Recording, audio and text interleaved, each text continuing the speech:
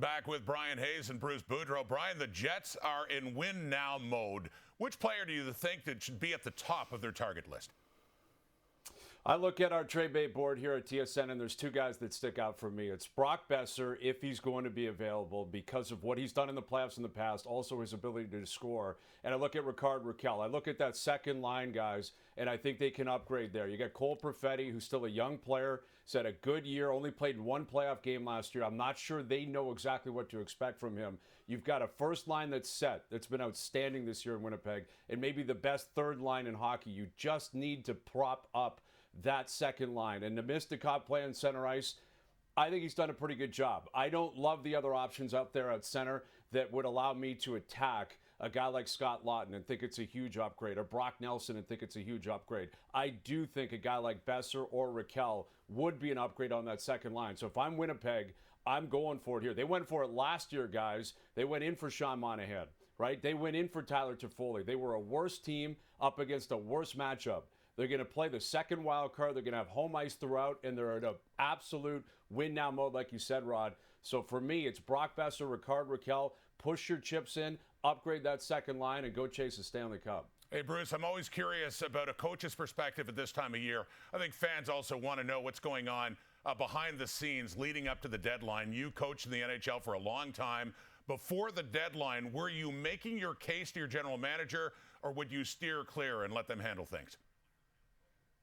Well, it all depends on the GM, quite frankly, and the relationship you had with him. I think the best things were when you had the good relationship and you would give him your ideas. I mean, for many, a lot of times, like George McPhee would come up to me and say, "What do you think we need?" And I mean, the coach has the best perspective on what is in the room, what they need as a team. He's with them every day, and I would give my suggestions, and George would come out and he would try to get that player. If not, if he didn't think that was the guy to get, then he wouldn't get him. The same with Chuck Fletcher. Would always come out and we'd have meetings, and he'd say, "What do you think we need to make this team better?" And I would give him a holler. You have other GMs sometimes that want to do it on their own, and they don't ask you anything, which I think is crazy, because I mean, the coach and the GM have got to be together. But I mean, those two really knew how to communicate, and it was up to them to make the deals.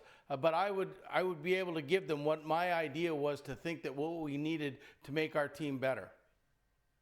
Yeah, and I've never been a coach. I don't know the relationship between Scott Arniel and Kevin Cheveldayoff, but if I were Scott Arniel, guys, I'd be pestering him. There would be a restraining order set out for me to stay away from Kevin Cheveldayoff, because I'd be sitting here saying, this is my first year. You pegged me to be the guy. You gave Rick bonus opportunities in the past. You know we got a great team.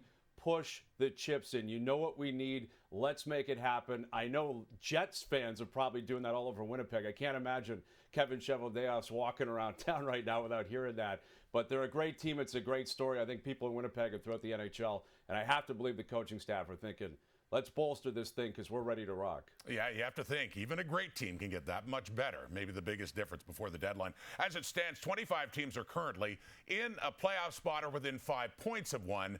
And that's a lot of teams that need to decide just how aggressive they are going to be between now and Friday.